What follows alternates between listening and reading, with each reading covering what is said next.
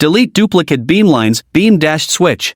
Note, when using beam editing functions, beam lines must be placed on either the beam or beam SE layer. Delete duplicate beam lines. This command is used to remove overlapping beam lines.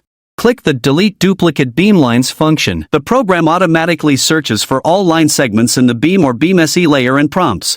Beam, layer straight line has been searched 43. Beam, layer straight line has been removed 3, left 40. The program automatically eliminates all coincident beam lines and informs you of the result. Duplicate beam lines removed. Beam line widening. This command is used to modify the width of already drawn beam lines. Click the Beam Line Widening function. Select a beam line that needs to be widened on one side. Enter the distance from the beam line. Single side beam width adjustment completed. Beam line repair.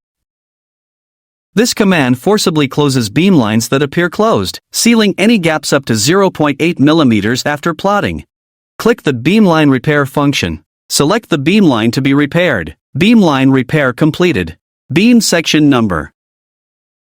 This command is used to draw the beam section mark on the plan. Click the Beam Section Number function. Select the starting point and the end point of the beam section number.